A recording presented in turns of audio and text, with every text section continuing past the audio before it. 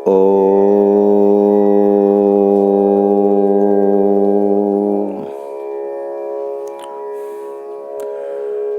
नमः परमहंसा स्वादित चरण कमल चिन्मकरंदाय भक्त जनमानस निवासाय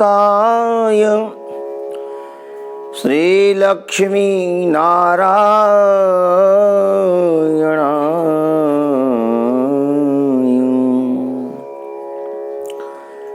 लक्ष्मीनाथ समारंभां नाथयामुनु मध्यमाम् स्मदाचार्य पर्यन्तां वन्दे गुरु परम्परां वन्दे गुरु परम्परां।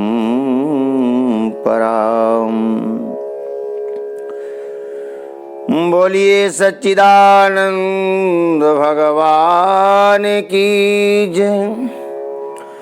सर्वेभ्यो देवेभ्यो नमः। सर्वेभ्यो ब्राह्मणेभ्यो नमः। सर्वेभ्यो संत चरण कमलेभ्यो नमः। मातृपितृचरण कमलेभ्यो नमः।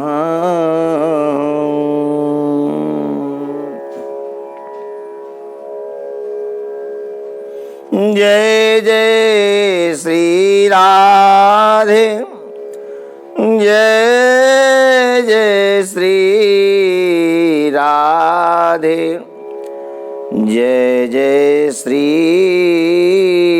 राधे। अनंत कोटि ब्रह्मांड नायक परात्पर जगदीश्वर अखिलेश्वर नंदनंदन भगवान श्याम सुंदर की वांगमयी प्रतिमूर्ति श्रीमद् भागवत महापुराण भागवत भगवान के चरणों में अनंत अनंत बंदन प्रणिपात समर्पित करते हुए समुपस्थित मेरी मातृशक्ति और मेरे भाइयों नन्हे मुनि बाल को बहे सत्संग की गंगा अरे मन चल नहा आए। जिसे तू भूल बैठा है उसी से फिर मिला लाएं। आइए सब लोग मिलकर के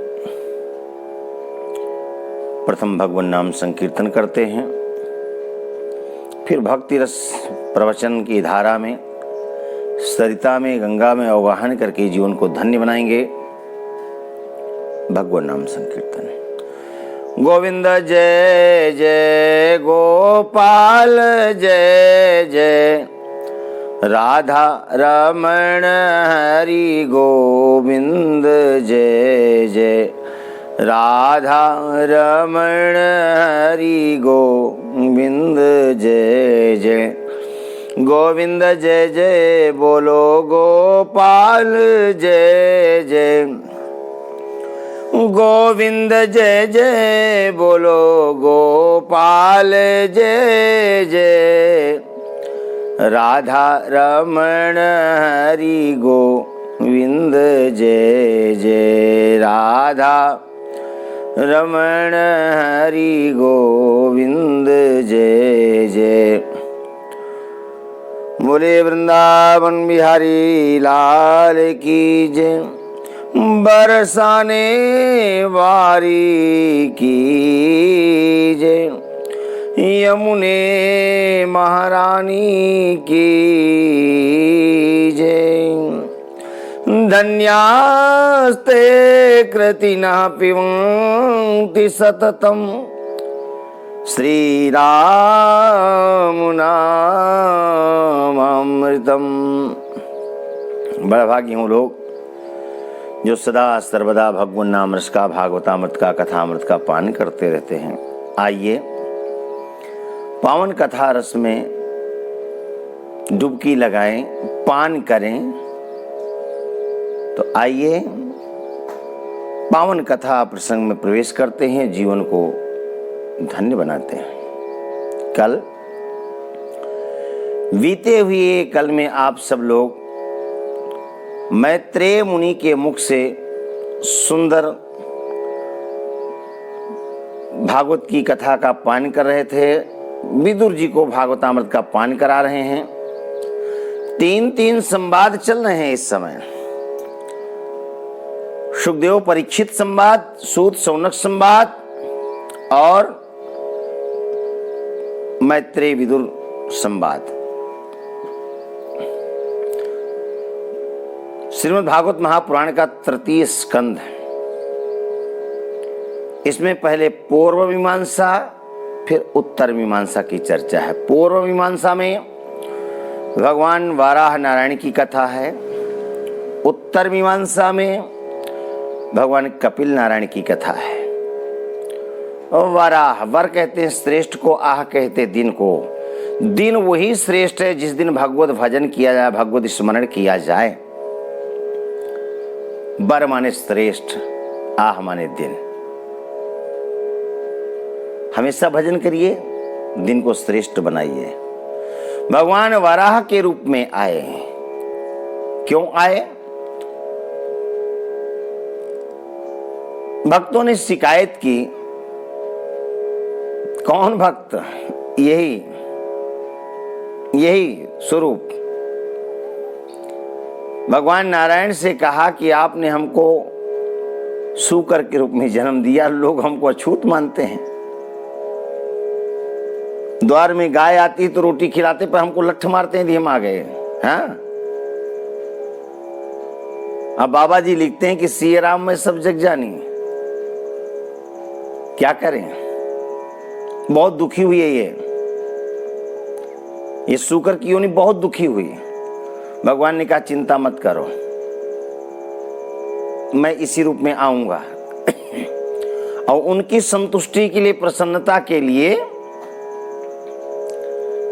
भगवान को सूकर भी बनना पड़ा।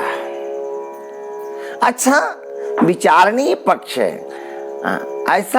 ऐसी कौन सी वस्तु है, ऐसी वो कौन सी जगह है जहां पर परमात्मा न हो और उस रूप में परमात्मा न हो? सर्वं खल विदम ब्रह्म, चराचर जगत उसी का अपना रूप है। हाँ, गाय की पूजा करते हैं, वृषभ की पूजा करते हैं, बंदनीय है सूकर भी, पर अर्चा विग्रह नहीं है, पूजा का विग्रह नहीं है। और बाकी सब स्वरूप में परमात्मा का स्वरूप है। लौकिक जगत में मंदिर में स्थापित नहीं किया जा सकता, और उसकी हिंसा भी नहीं की जा सकती है। नहीं, अहिंसा परमो धर्म, अहिंसा ही परम धर्म है। और उसकी पूजा क्या है? उसको लठ नहीं मारना, उसको पत्थर नहीं मारना, उसको घायल नहीं कर देना। आवाज करने मात्र से भाग जाता है, आपको नुकसान नहीं पहुंचाता, तो फिर उसको मारने की आवश्यकता क्या, दंड देने की आवश्यकता क्या है? नहीं। तो भगवान को इस रूप में आना पड़ा, पर वो लीला बिहारी हैं। तो भगवान वराह रूप में आए और देव कार्य के लिए आए थे। ब्रह्मा जी ने मनु महाराज को कह तो दिया सृष्टि का विस्तार करो, हम सृष्टि विस्तार चाहते हैं। पृथ्वी नहीं थी, तो भगवान वराह रूप में प्रकट हुए और समुद्र के अंदर जाकर के पृथ्वी को लेकर निकले। मार्ग में हिरण्याक्ष मिला, प्रभु के मार्ग को अवरुद्ध किया, रोकना चाहा। संत जन बचाते हैं, ये तो साक्षात भगवान है। सामान्य मानव जो झगड़ालू प्रकृति का नहीं है, जिसका स्वभाव नहीं है, वो झगड़ा विवाद से बचना चाहता है। ये तो भगवान है। अनेक बार भगवान को वनगोचर कहा, फिर तुम विष्णु हो, माया से नाना रूप धारण करते हो, तुम हमारे लोगों का नाश करते हो, आज हम बदला लेंगे, आज तुम्हारा रक्तपान करके अपने पूर्वजों को अंजलि प्रदान करेंगे। नाना प्रकार से भगवान को दुर्वचन कहे। लेकिन भगवान मार्ग छोड़ देते, विवाद नहीं किया। क्यों? सूत्र है, विवादी व्यक्ति विकास नहीं कर सकता। जो विवाद करेगा वो विकास नहीं कर सकता है। नहीं, एक काम होगा, चाहे विवाद कर लो चाहे विकास कर लो।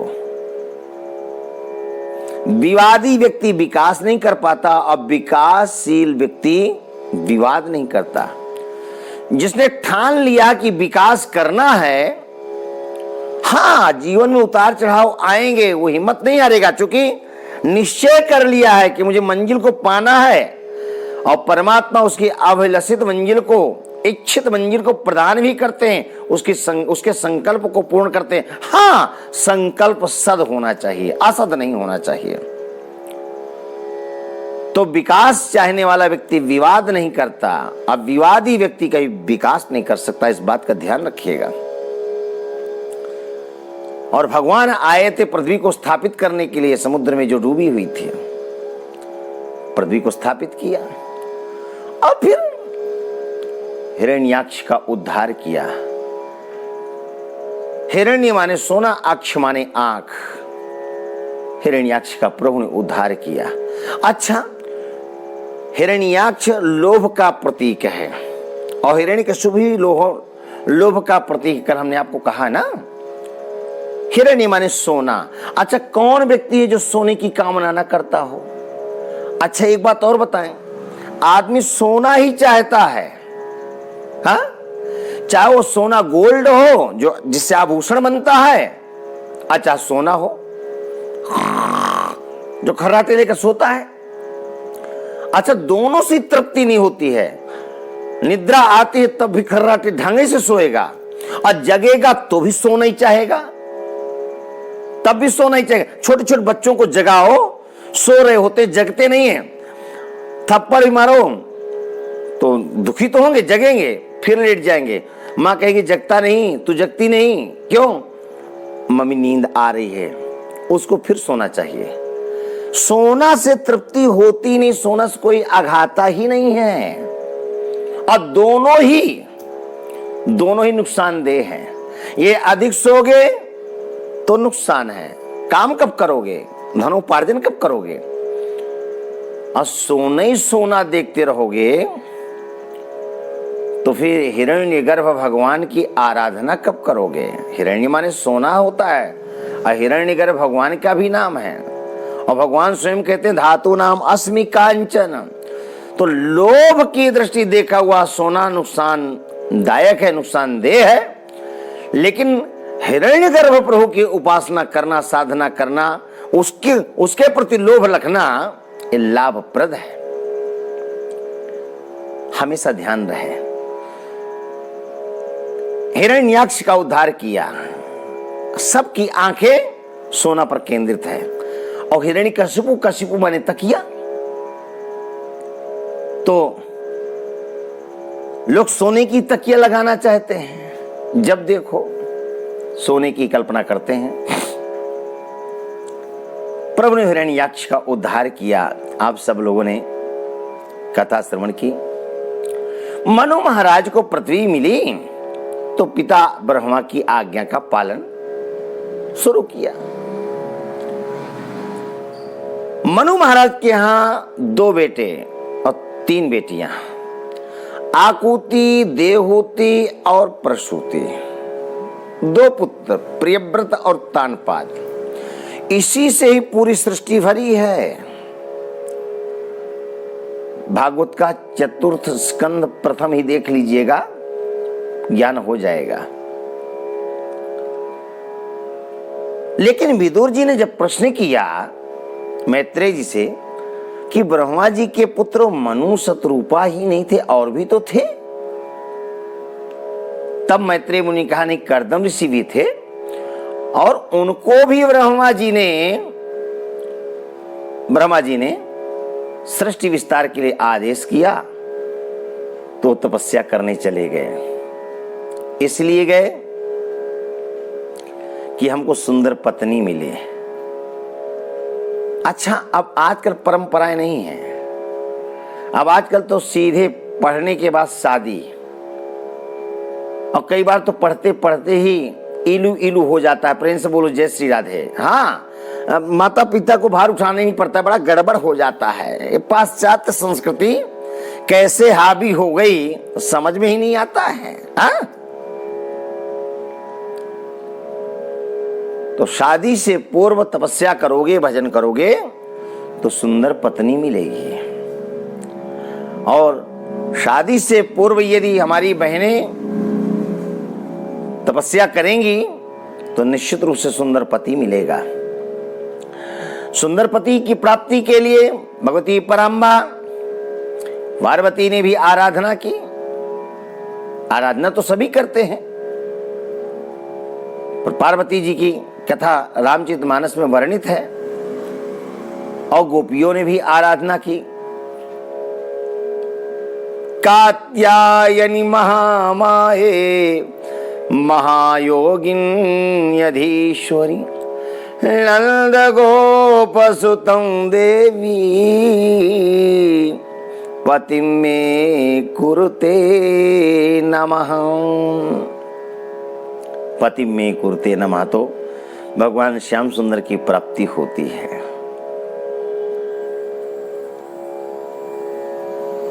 भगवान जगन्नियंता जगदाधीश भगवान बराह भगवान ने पृथ्वी दिया, मनु महाराज ने सृष्टि की, कर्दम ऋषि ने तपस्या किया, तो मनु शत्रुपा ने आकर के अपनी बेटी देवहूति के साथ में विवाह कर दिया, चले गए। लेकिन जैसे मनु शत्रुपा का गमन हुआ, अब तपस्वी संत जिसका जहां मन लग जाए, को काहे में मगन, को काहे में मगन। हाँ, जिनका मन प्रभु के चरणों में लगा है वो उन्हीं में मगन। तो कर्दम ऋषि की समाधि लग गई। पति की सेवा करती रही देवहूति, दैव से भी श्रेष्ठ है मेरे पति, इस आस के साथ, विश्वास के साथ देवहूति सेवा करती रही। बहुत वर्षों के बाद समाधि खुली, तब तक देवहूति का भी शरीर कृश हो गया था, कमजोर हो गया था। कर्दम ऋषि की समाधि खुली तो देखा सामने एक वृद्ध महिला बैठी है। कर्दम ऋषि ने कहा, आपका परिचय? देवहूति ने कहा, लो। शादी होती तो शादी के बाद लोग कहीं दूर जाते हैं घूमने के लिए, फिर भारत में अच्छा नहीं लगता, उनको विदेश ही अच्छा लगता है।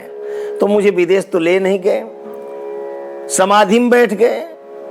वही समाधि जैसे बाबा भोले की लग जाती है, लागी समाधि अखंड अपारा, शंकर साज स्वरूप समारा। अब जो भी तपस्वी अपने स्वरूप को संभालता है वो, तो कर्दम ऋषि की समाधि खुली और देवहूति से पूछा, आपका परिचय? देवहूति ने कहा, लो। कहीं घुमाने तो ले ही नहीं गए, भूल और गए। तब देवहूति ने परिचय दिया। याद करिए, कुछ समय पूर्व आपके यहां मन शत्रुपा नाम के राजा रानी आए थे। उनके साथ एक उनकी बेटी आई थी, बोले आई थी। उनके साथ आपका पाणी ग्रहण संस्कार हुआ था, बोले हुआ था। बोले वही हूं मैं। खुश हो गए कर्दम ऋषि। अच्छा एक बात बताएं, कर्दम ऋषि तो तपस्वी हैं, तपस्या करते हैं, समाधि लगी थी और समाधि खुली। पत्नी की बात सुनकर खुश हो, कोई आश्चर्य की बात नहीं है। कई बार पत्नी का झगड़ा हो जाता है, पत्नी यदि रूठ गई तो मनाना मुश्किल हो जाता है। 50 बातें भी कहेगी, मनाना भी पड़ता है, तब भी गाल फूले ही रहते हैं। और पति यदि रुष्ट है तो थोड़ी देर के लिए, ज्यादा नहीं। वो जानता है कि रुष्ट होकर के जाऊंगा कहां, सारी जिंदगी तो उसके हवाले कर दिया है, वो तुरंत खुश हो जाएगा। पर पत्नी यदि नाराज हो गई, परमात्मा मालिक है। हाँ, पर दोनों एक दूसरे के पूरक हैं, दोनों को परस्पर प्रेमी होना चाहिए, परस्पर विचारों की समानता होनी चाहिए। तो कर्दम ऋषि बहुत खुश हुए, गदगद हो गए। देवी, मैं तुम्हारी सेवा से बहुत खुश हूं। तुष्टो मद्य तव मान विमान दाया शुश्रूषया परमया परया च भक्त्या। तुष्टो मद्य तव मान विमान दाया शुश्रूषया परमया परया च भक्त्या। यो ध्येहि नामयमतीव स्वश्रेष्ठदेहो नावेक्षिता समुचितः क्षपितुं मदर्थे। देवी, मैं तुम्हारी सेवा और शुश्रूषा से बहुत संतुष्ट हूं। तुम्हारी सेवा और तुम्हारी भक्ति से बहुत संतुष्ट हूं। देहधारियों को यह शरीर बहुत प्रिय है, और प्रिय ही नहीं आदरणीय भी है।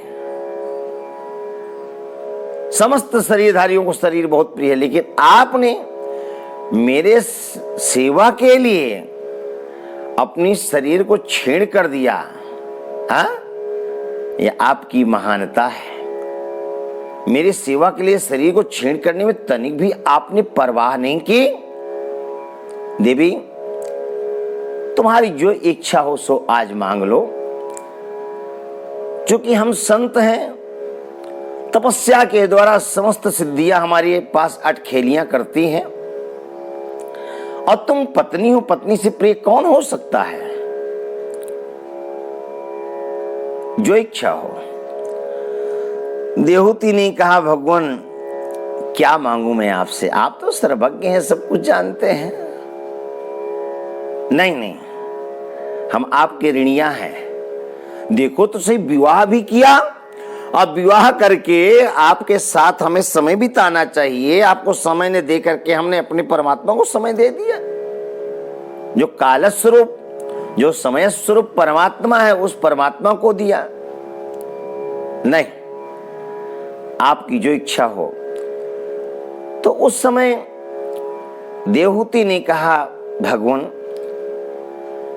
एक गृहस्थ को चाहिए क्या।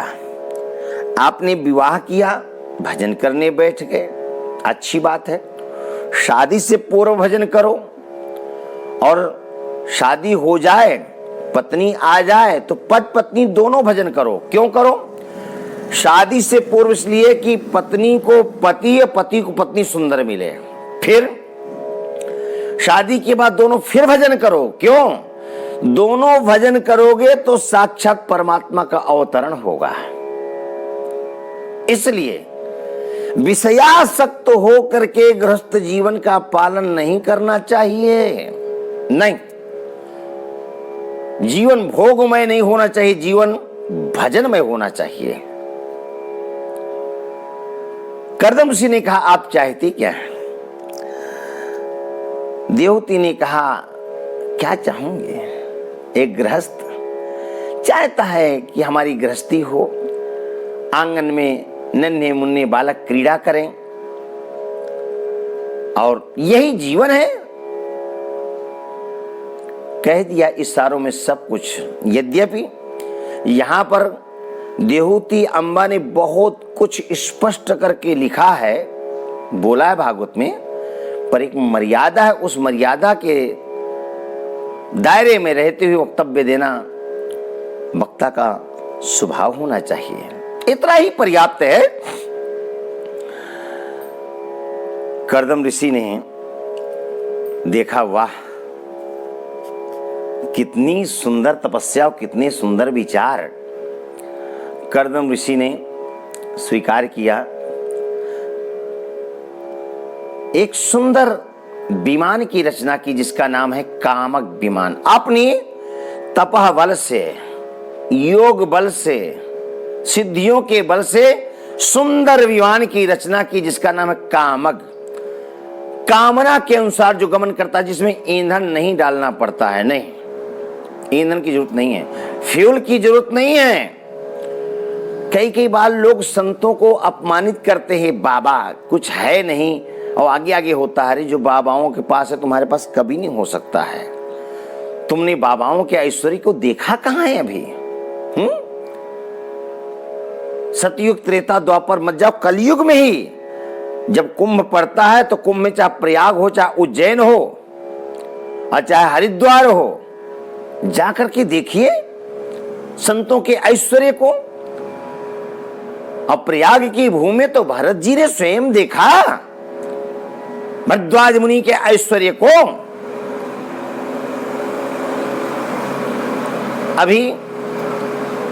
अभी सूर्य ग्रहण हुआ तो वैज्ञानिक और हमारे वैदिक विद्वानों के बीच में डिस्कशन चल रहा था।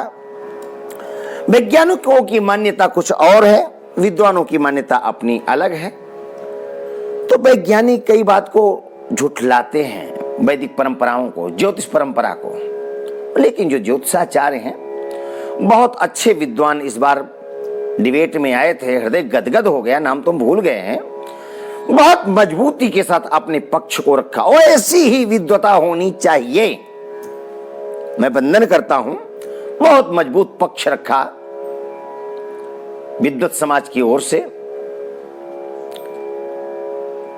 विमान, लोग कहते हैं वैज्ञानिकों ने बहुत बहुत आविष्कार किए हैं, क्या किया? सब नकल ही तो चल रहा है। और यदि कर रहे हैं तो परमात्मा की सृष्टि से अलग कोई नहीं, कोई परमात्मा नहीं हो गया है। उन परमात्मा के द्वारा प्रदत्त जो बुद्धि है, उसी बुद्धि का कौशल दिखा रहे हैं। तो इसमें अपने आप को ईश्वर तो नहीं मान लेना चाहिए, उस परमात्मा की अनुकंपा का कृतज्ञता ज्ञापित करना चाहिए, कृतज्ञ होना चाहिए। ऋषियों के पास जो है आकाशचारी आज भी संत हैं। हम करीब 12 वर्ष पूर्व, थोड़ी ज्यादा हो गया होगा समय, छत्तीसगढ़ अंबिकापुर से आगे एक जगह है बगीचा, बगीचा में कथा करने के लिए गए तो वहां बहुत श्रेष्ठ ज्येष्ठ कवि संत हुआ करते थे, अब तो स्थान है वहां। तो लोगों ने बताया, बोले हमारे महाराज जी को हमने देखा कि हमारे पास यहां बैठे हैं, हम सब लोग बैठे हैं, अन्य भक्त बैठे हैं, और अच्छी तरह याद है हमको उनका सत्संग प्राप्त किया, घरों गए। शाम को पुनः आए हम आश्रम में, हम भी थे, हमारे कुछ मित्र और जो 10, 15, 25 किलोमीटर आगे कहीं किसी शहर में आना जाना होता था, तो उनका भी पदार्पण हुआ। अब आपस चर्चा चलने लग गई। तो जिन्होंने आश्रम में देखा था वो तो सामने बैठे ही हैं, लेकिन उसी बेला में जहां पर भक्त जी दूसरे शहर में थे वहां भी महात्मा जी को देखा। और उसके पास तो वाहन था, वो वाहन से आ गया और शाम हो गई तो सोचा चलो महाराज जी नहीं हैं, आश्रम में होकर के आते हैं, दर्शन करके आते हैं, कोई आवश्यकता हो तो कुछ करके सेवा करके आएंगे। तो जब गए तो महाराज श्री वहां विराजमान थे। अब जिसने देखा है बाजार में, शहर में, और तो क्वेश्चन कर ही देगा, प्रश्न कर ही देगा, महाराज जी आप कब आ गए? तो महाराज जी बोलते से पहले भक्तों ने कहा महाराज जी तो यहीं थे। अरे नहीं महाराज जी हमको फला शहर मिले थे। भक्तों ने कहा नहीं महाराज जी तो आज यहीं रहे। लो, महाराज जी को आश्रम में भी देखा जा रहा है, महाराज जी को दूसरे शहर में भी देखा जा रहा है। बताते हैं कि वो जल्दी धरती पर चलते नहीं थे, आकाश मार्गामी थे, आकाश मार्ग से उनका आना जाना होता। ऐसे ऐसे सिद्ध संतों की भूमि है भारत भूमि। कभी किसी लटके झटके में नहीं रहते हैं, सुंदर तपस्या करते हैं, परमात्मा कृपा होती है। कर्दम ऋषि खुश हुए, विमान की रचना कर दिया और पत्नी देवहूति से कहा आप विराजमान हो कामक विमान में, लेकिन एक बार कामक विमान को देखे, एक बार अपने तन को देखे। देहूति कर्दम ऋषि समझने में देरी नहीं लगी, सकुचा रही हैं। तपस्या करके शरीर जरा जीर्ण हो गया, कृश हो गया है। कृश काय शरीर के द्वारा प्रवेश नहीं करना चाहती। बड़ा सुंदर विमान, सब कुछ उपलब्ध है, पर वहां पर एक ही चीज का अभाव है, रसोई, पाकशाला। श्वेत वर्ण वह चमक रहा है, और यदि पाकशाला की व्यवस्था होगी, रसोई बनेगी तो गंदा हो सकता है। हाँ, उसका वैशिष्ट्य यह है कि उसके अंदर प्रवेश करके जिस किसी वस्तु की आप याचना करेंगे वो पदार्थ अपने आप आ जाएंगे। ये तपस्या का प्रत्यक्ष फल कर्दम ऋषि की। कर्दम ऋषि ने कहा, देवी तुम बिंदुसर नाम का तीर्थ है, यह सरोवर, इसमें स्नान करो। स्नान करने के लिए गई, अकेले गई थी, लेकिन जैसे डुबकी लगाने को हुई, हजारों दासियां उत्पन्न हुई, और जैसे डुबकी लगाकर बाहर आई तो 16 वर्षीय युवती का स्वरूप, सुंदर स्वरूप धारण किया, मल मल के स्नान कराया, सुंदर श्रृंगार किया उन अप्सराओं ने, और श्रृंगार करके देहूति को कामक विमान में बिठाया। सुंदर ऐश्वर्य युक्त वह विमान है। कल्पना करो, कामना करो, वह वस्तु, वह व्यक्ति उपलब्ध। पति की कामना की कर्दम ऋषि उपस्थित हो गए, और वह विमान अब चला 100 वर्षों तक मेरु पर्वत की कंदराओं में भ्रमण करते रहे, विचरण करते रहे, विहार करते रहे 100 वर्षों तक। और उसके पश्चात लौट करके आए तो एक नहीं, दो नहीं, पूरी 9 कन्याओं ने जन्म लिया। 9 कन्याओं ने। कर्दम ऋषि ने कहा, राम राम राम राम राम राम, देखो तो सही, मैंने क्या किया? विवाह की कामना की तो विवाह हो गया। 1 से 2 हुए, 2 से 3 नहीं, सीधे 11 हो गए। 9 कन्या, 2 हम। कर्दम सिंह ने क्या कहा, क्या करें अब इनका लालन करो, पालन करो, पढ़ाओ बढ़ाओ, फिर वर खोजो, फिर विवाह करो, फिर ये भात जा रहा है तो फिर वो जा रहा है तो फिर ये जा रहा है। आए थे हरि भजन को, ओटन लगे कपास। कर्दम ऋषि ने कहा, हम 1 थे 2 हुए, होना तो 1 ही चाहिए। यदि भजन करना है फिर भी 2 हो गए तो 2 से साधना करो, पर यहां तो 11 हो गए, तो 9 2 11 तो होना ही चाहिए। प्रेम से बोलो जय श्री राधे। हाँ, कहते ना कि फला तो काम चोर है, उससे कहा तो 9 2 11 हो गया, यानी भाग गया। यानी कर्दम ऋषि ने इशारा कर दिया कि अब यहां नहीं रहना, अब तुमको जंगल के लिए भाग जाना है। प्रेम से बोलो जय श्री राधे। 9 2 11 हो जाना यानी भाग जाना। जैसे चलने को उद्यत हुई है देवी, देहूति से कहा, हम वन के लिए जाना चाहते हैं। देहूति ने कहा, कल जाना हो तो आज जाओ, आज जाना हो तो अब जाओ, परवाह नहीं। हाँ, आप जा रहे हैं, शायद कुछ भुला कर जा रहे हैं, याद दिला दूं मैं, मुझे जरूरत नहीं है। आप जैसे परमात्मा को प्राप्त हो वैसा आप करें। तो देहूति ने कहा, भगवान आपने ही कहा था कि हमारे यहां साक्षात भगवान नारायण पधारेंगे। नारायण का तो पदार्पण हुआ नहीं और आप चल दिए। कर्दम ऋषि को याद आ गई और कर्दम ऋषि रुक गए। कर्दम ऋषि रुके तो ठीक 10वें महीना हमारे यहां भगवान कपिल का पदार्पण हुआ। कपिल का पदार्पण हुआ, कर्दम ऋषि को बड़ी प्रसन्नता हुई। ब्रह्मा जी ने आकर के नामकरण संस्कार किया। बालक का नाम कपिल पड़ा, साक्षात भगवत अवतार हैं। बोले कपिल नारायण भगवान की जय। ब्रह्मा जी चले गए, भगवान कपिल विराजे हैं 9 कन्याएं हैं। अब इन कन्याओं का विवाह हो तो ब्रह्मा जी 9 ऋषि लेकर आए थे। ब्रह्मा जी ने आकर के 9 कन्याओं के साथ विवाह कराए 9 ऋषियों का। भगवान कपिल का नामकरण किया। कर्दम ऋषि के यहाँ जो पुत्र रूप में बालक जन्म लिया उसका नाम कपिल पड़ा, साक्षात भगवान है। कपिल नारायण भगवान का नामकरण संस्कार हुआ। इसके पश्चात 9 कन्याएं थी तो 9 ऋषियों को लेकर ब्रह्मा जी आए थे। उन 9 कन्याओं का विवाह 9 ऋषियों के साथ में कर दिया कर्दम ऋषि ने। सुखदेव स्वामी कहते हैं परीक्षित, सूत मुनि कहते हैं शौनकाद ऋषियों गौर से सुनिएगा। मैत्री जी ने कहा विदुर जी 9 कन्याओं में प्रथम कन्या किसको दिया, द्वितीय किसको दिया?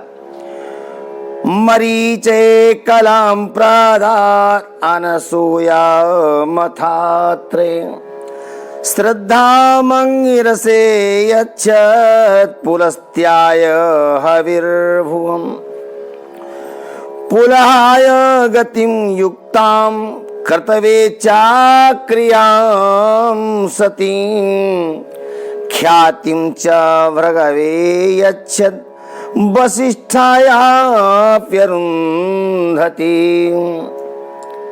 9 कन्याएं हैं।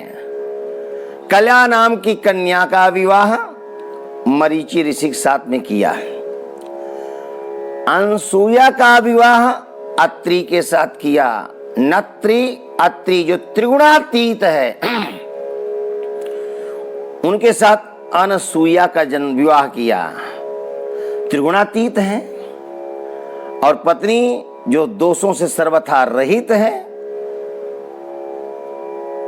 कौन आते हैं? बोले साक्षात ब्रह्मा विष्णु महेश पुत्र बन करके आते हैं। जो त्रिगुणातीत है उन्हीं के यहां परमात्मा का आगमन होता है। श्रद्धा नाम की कन्या का विवाह अंगिरा ऋषि के साथ में किया और पुलस्त ऋषि के साथ में हविरु नाम की कन्या को दिया और पुला ऋषि के साथ में गति का विवाह किया। कृत ऋषि के साथ में क्रिया का विवाह किया और ख्याति का भृगु के साथ में वशिष्ठ जी को जो दी गई उसका नाम अरुंधति था और अथर्वा ऋषि का नाम शांति था।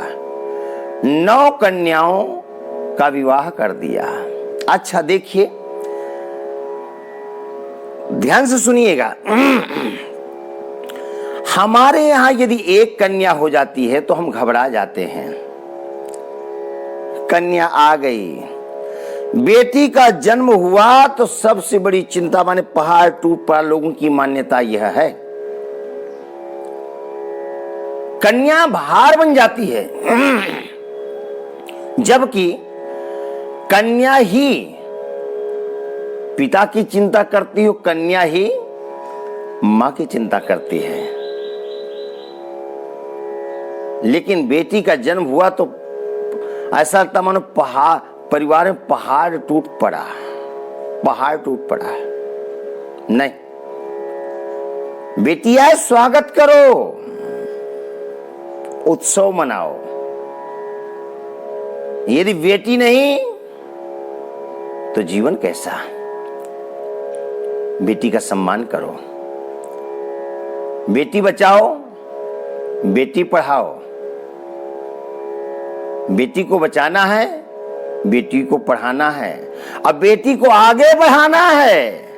बचाना ही नहीं, पढ़ाना ही नहीं, आगे भी बढ़ाना है। बेटी यदि पिता की सर्वाधिक कोई चिंता करने वाला है तो बेटी है। यदि बाप की बेटी का यानी बहन का कोई विरोध करता है तो समझ जाओ बेटी का नहीं कर रहा, वो कहीं ना कहीं पितृद्रोही है, मातृद्रोही है। जिसको माँ ने प्यार दिया, जिसको पिता ने अपना प्राण माना और उसका ये तुम तिरस्कार करते हो, तो इससे बड़ा दुर्भाग्य क्या हो सकता है? हा? नहीं। और यदि पिता दिवंगत हो गए हैं तो और ज्यादा बहनों से प्यार करना चाहिए। धर्म कहता है, धर्म कहता है एक पिता की हम संतान हैं। हम तो ये चाहते हैं कि हमारी पत्नी को पीहर में, हमारे ससुराल में उसको खूब सम्मान मिले, लेकिन हम खुद अपनी बहन का सम्मान नहीं करना चाहते हैं, तो कैसे सम्मान मिलेगा? हमारी पत्नी भी किसी की बेटी है तो हमारी बहन भी किसी की बेटी है, और परस्पर बड़ा प्रेम होना चाहिए। बेटी आए तिरस्कार नहीं करना, सम्मान करना। एक बेटी आने से घबरा जाते हैं। कर्दम ऋषि की 9 कन्याएं आई। 9 कन्या, 9धा भक्ति। अच्छा एक बात बताएं, जहां बेटियों की संख्या ज्यादा होती है वहां धन भी पर्याप्त परमात्मा देता है, संदेह नहीं। जिस घर में बेटियां ज्यादा होंगी उस घर में धन का भाव नहीं होगा। और धन का मतलब यही नहीं मानना चाहिए कि रुपया ही हो, नहीं। बेटी अपने भाग से, महाराज जब से बेटी हुई धन तो आ ही नहीं रहा, लेकिन जब बेटी का विवाह हुआ महाराज बहुत सुंदर घर मिला है, बहुत सुंदर वर मिला है, दूल्हा तो ऐसा मिला है कि लगता है देखते ही रहो। हैं? आप तो बाहर समझ रहे थे, लेकिन घर क्यों सुनना मिला? क्योंकि वो अपना प्रारब्ध लेकर आई थी, अपना भाग्य लेकर के आई थी। वो लक्ष्मी स्वरूपा थी। उसकी चिंता नहीं करना। चिंता करनी है तो तुम अपने बेटे की चिंता करना, पुत्र की चिंता करना। बेटी को तो केवल मर्यादा में रख करके पालना, घर घर घुमाना नहीं। फिर परमात्मा का चमत्कार देखना। तो कर्दम ऋषि के 9 कन्याएं आई। परिणाम क्या हुआ कि साक्षात जगत नियंता भगवान कपिल का अवतरण हुआ। बोले कपिल भगवान की जय। कपिल भगवान 9 कन्याओं को सुंदर वर मिले, सामान्य ऋषि नहीं। अरुंधति जी कौन है? भगवान राम के कुल गुरु की पत्नी गुरु माता है। ब्रह्म जाकर के मस्तक नवाता है। हाँ, अनसुईया कौन है? जिनके त्रिदेव ब्रह्मा विष्णु महेश बनकर के आए।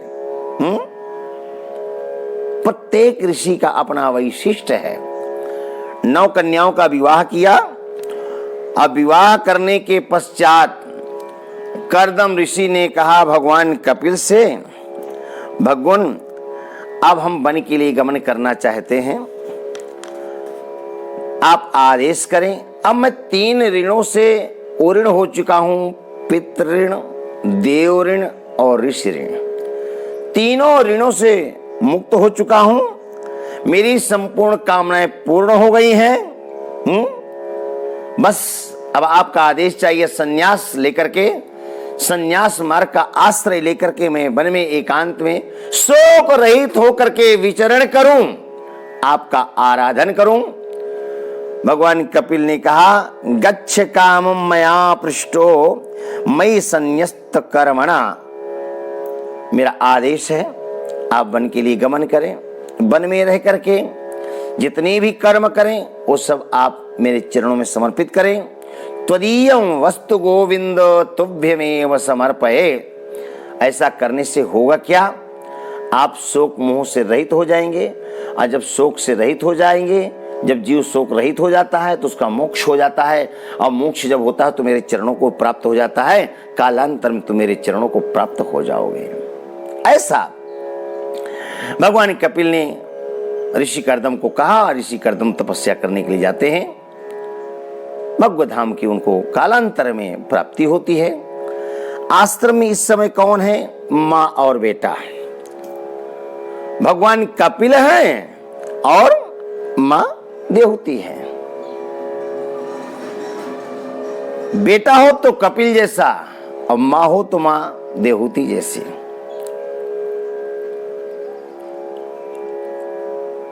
आज की माँ सोचती है कि मेरा बेटा डॉक्टर बने, मेरा बेटा इंजीनियर बने, मेरा डॉक्टर फला बने, आदि कल्पना करती है।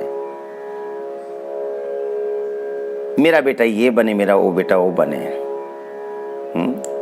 और कई बार तो अभी संतान हुई ही नहीं, और पति पत्नी में झगड़ा हो गया। दो पति पत्नी आपस में लड़ रहे थे। पत्नी कह रही थी मैं इंजीनियर बनाऊंगी, पति कह रहा था मैं डॉक्टर बनाऊंगा। पत्नी कह रही थी नहीं मैंने जन्म दिया है, पति ने कहा यदि मैं नहीं होता तो बालक का जन्म कहां से होता। विवाद पति पत्नी में आपस में, यहां तक कि मर मिटने की स्थिति आ गई। इतने में एक संत का पदार्पण हुआ। संत ने देखा ये तो बहुत गड़बड़ हो रहा है, दोनों को रोका और झगड़ा का कारण पूछा। आप दोनों क्यों झगड़ रहे हैं? पति कहता महाराज जी मैं अपनी बेटा को डॉक्टर बनाना चाहता हूं, ये इंजीनियर बनाना चाहती है। पत्नी कहती नहीं मैं इंजीनियर बनाऊंगी, वो कहता मैं डॉक्टर बनाऊंगा। संत ने कहा तुम डॉक्टर बनाओ, तुम इंजीनियर बनाओ, तुम एडवोकेट बनाओ, तुम कुछ बनाओ, पर बेटा है कहां? तो पत्नी ने कहा महाराज जी बेटा तो पैदा ही नहीं हुआ। बोले जब बेटा पैदा ही नहीं हुआ तो डॉक्टर वकील की कल्पना कैसे है? देखा, लोग स्वप्न में भी दिवा स्वप्न देखते हैं, स्वप्न में भी बिना विचारे झगड़ा भी करने लग जाते हैं। अरे आने तो दो नव आगंतुक को, नव आगंतुक आएगा, विचार विमर्श करिएगा। संसार आसक्त होते हैं। और एक बात और बताएं, कई बार इतनी महत्वाकांक्षा होती है कि बच्चों के पढ़ाई लिखाई को लेकर के पति पत्नी में हमेशा तनाव बना रहता है। अरे कर्मयोगी अपने को यूं नहीं कहलाओगे, नाम ऐसे नहीं होगा। कर्मवादी बनो, कर्मयोगी बनो, पर प्रभु चरणों के अनुरागी बनो, प्रभु के लिए समर्पित करो, प्रभु को निमित्त बनाओ। मेरे प्रभु जो बनाना चाहेंगे, कर्म करना आपका है काम, पर कर्ता अहमिति मन्यते, मैं जो कर रहा हूं वही ठीक है, गलत है, बिल्कुल गलत है। कर्म करना माता पिता का काम है, प्रयत्न करना पर फल देना परमात्मा का काम है। तो पैसा लगाने के साथ साथ परमात्मा का आराधन जरूर करना। पिता ही करे ऐसा नहीं, मां को भी करना चाहिए। मां ही करे जरूर नहीं, पिता भी करे। दोनों मिलकर के उपासना करो, दोनों मिलकर के साधना करो, भगवत आराधन करो। आपका जो काम है आप करो, बच्चों का कार्य है वो बच्चे करें। आपन सोचा होत नहीं, प्रभु सोचा तत्काल। माता पिता कितने कितने सपने लेकर के बच्चों को पढ़ा रहे थे, मेरा बच्चा ये बनेगा, मेरा बच्चा वो बनेगा, पर इस महामारी ने सपनों में पानी फेर दिया। हो सकता है डिग्री मिल जाए, हो सकता है नंबर भी अच्छे मिल जाए, कृपांक भी मिल जाए,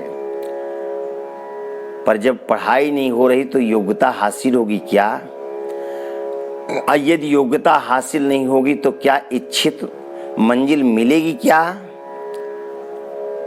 आपने जो प्रथम पुरुषार्थ किया वो पुरुषार्थ कहीं ना कहीं धूल धूसरित होता हुआ दिख रहा है कि नहीं?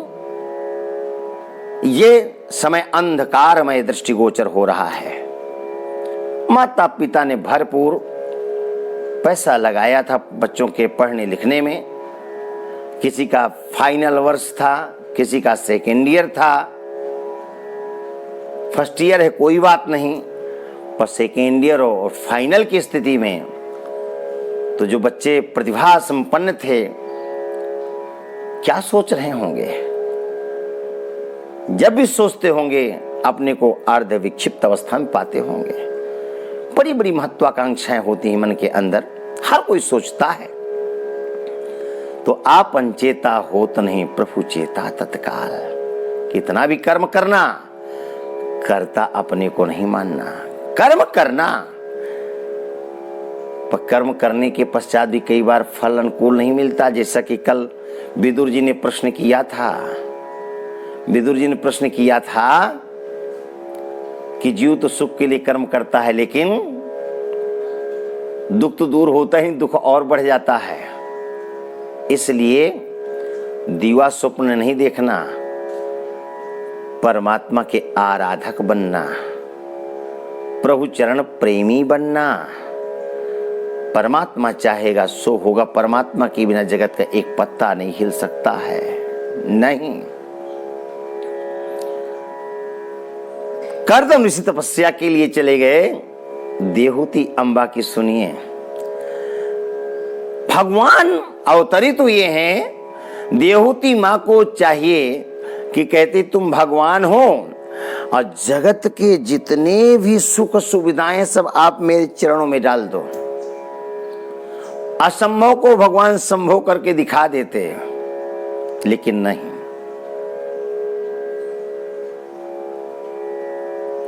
क्या कहती हैं?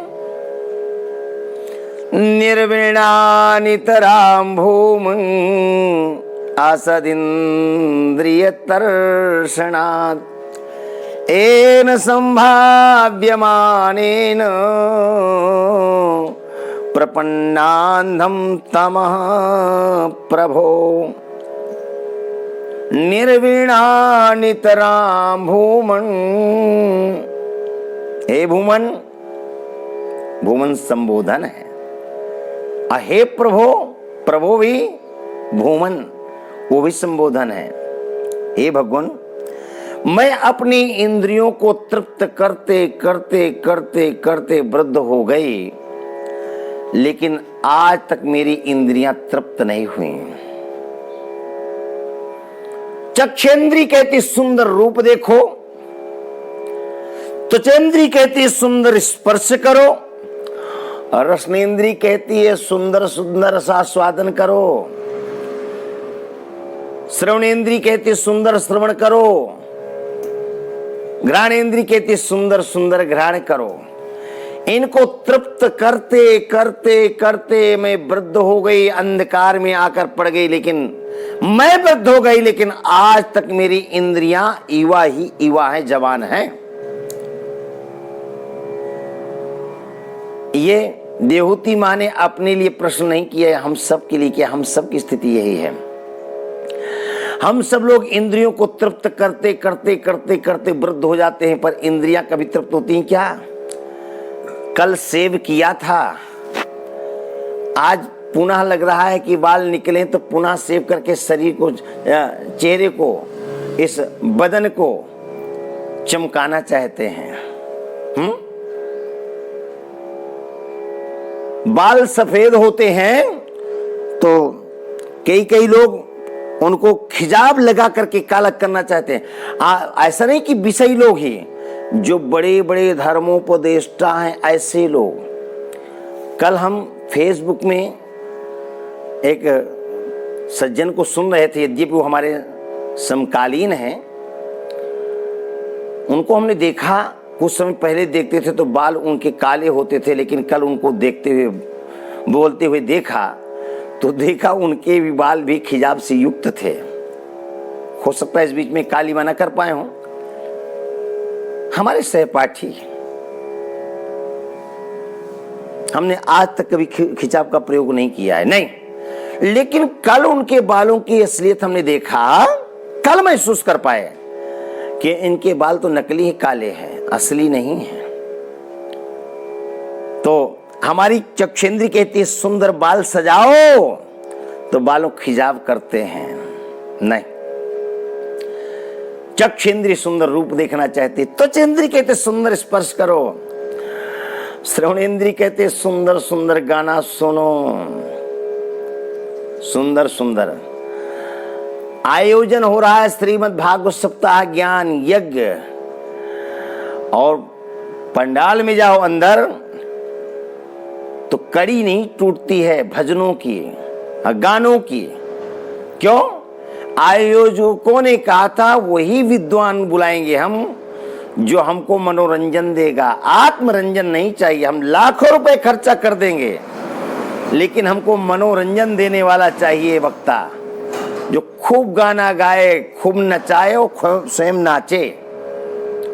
श्रवण इंद्री कहती है सुंदर गायन सुनो, वाद्य यंत्रों को सुनो। प्रत्येक इंद्री अपनी अपनी। रसनेन्द्री कहती है सुंदर सुंदर सुंदर सुंदर पक्वान्न पाओ। हाँ मम्मी, आपने रसगुल्ला बहुत बढ़िया बनाया है। हाँ लो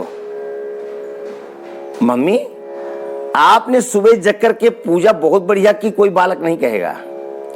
लेकिन 10 बजे जब सो के जगेंगे और गुलाब जामुन रसगुल्ला मिल जाए खाने को, तो बालक खाते हुए कहेगा मम्मी रसगुल्ला बहुत बढ़िया, रसगुल्ला तो अच्छा है, रसनेंद्रिय के लिए अच्छा है, पर जीवन के लिए जो अच्छा उसका आश्रय लिया क्या बेटा? थोड़ी बैठो, भजन करो, गीता का पाठ करो, सुंदरकांड का पाठ करो, हनुमान चालीसा का पाठ करो, आल वृंदार का पाठ करो, हाँ, राधा कृपा कटाक्ष का पाठ करो, भागवत का पाठ करो, स्वांता सुखाय। अरे स्वांता सुख के लिए भी तो कुछ होना चाहिए ना, लेकिन नहीं।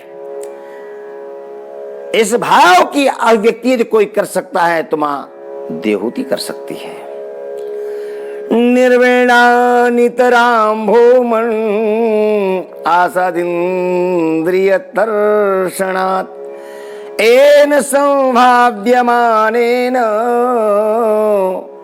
प्रपन्नांधम तमः प्रभो। अच्छा, हम कथा तो करते हैं,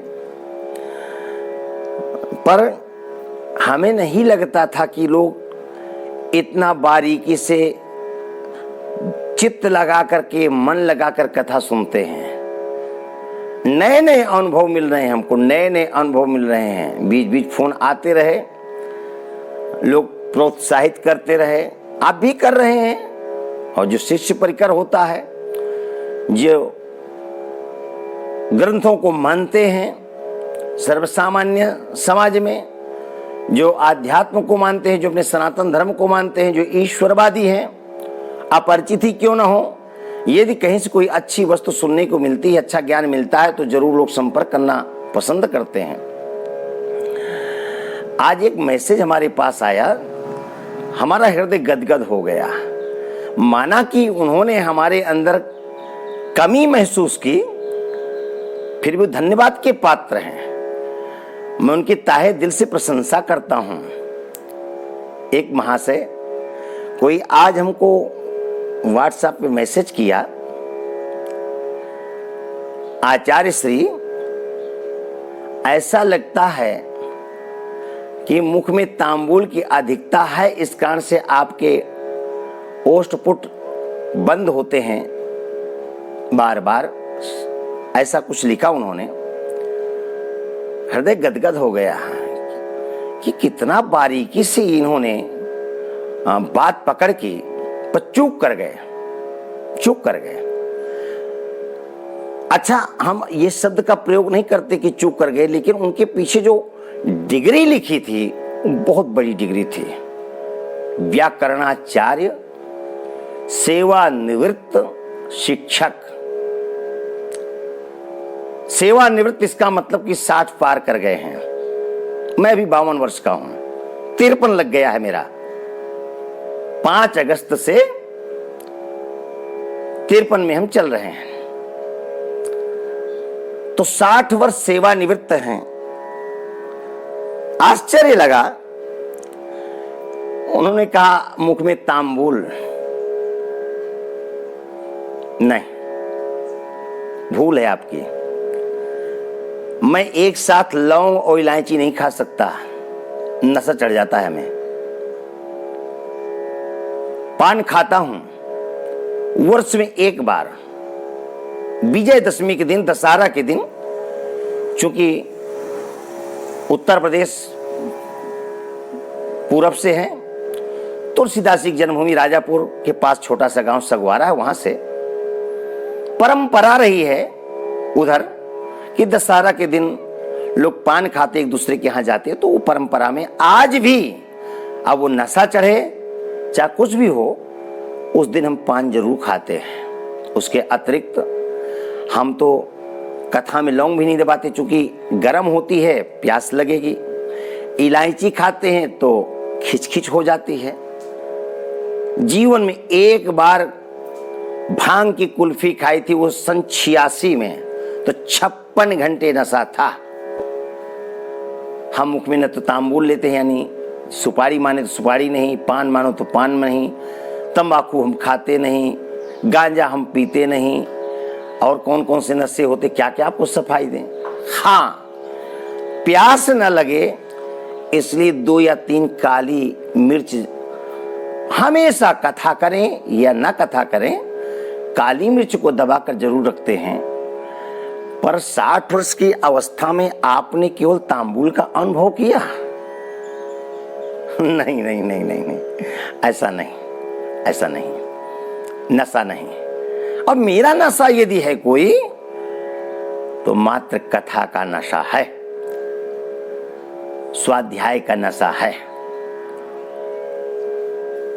गरिमामयी व्यासपीठ में बैठता हूं, व्यासपीठ की मर्यादा क्या है अच्छी तरह याद है। मर्यादा का पालन करते हुए कथा को करते हैं। कोई प्रशंसा करे तो ठीक है, ना करे तो ठीक है, चूंकि प्रशंसा मेरी नहीं हो रही, कथा की हो रही है। कथा भगवान की है। मेरी प्रशंसा कभी नहीं हुई, ना होगी, किसी की नहीं प्रशंसा होती। यदि प्रशंसा व्यक्ति की होती है तो उस विषय वस्तु को लेकर के, और निश्चित रूप से उस विषय की प्रस्तुति बड़े भाव से और विद्वतापूर्ण करना चाहिए। और इतना ऐसा ज्ञान हो कि छोटे से छोटे ज्ञान वाले लोग, सामान्य लोग भी उसको ग्रहण कर सकें, उसको समझ सकें। तो तांबूल आदि का सेवन नहीं, पर आपने इतना चिंतन किया, इस बात के लिए आपको बहुत बहुत धन्यवाद। मुझे गर्व हुआ कि आप मेरे द्वारा कथित आप कथा को ध्यान से सुनते हैं, इसलिए मैं आपको वंदन करता हूं, नमन करता हूं और धन्यवाद देता हूं। आज की कथा को यहीं पर विश्राम, और कल कथा का प्रारंभ करेंगे। भगवान कपिल महादेवहूति को क्या उपदेश करते हैं, क्या संवाद चलता है, कल की कथा में। गोविंद जय जय गोपाल।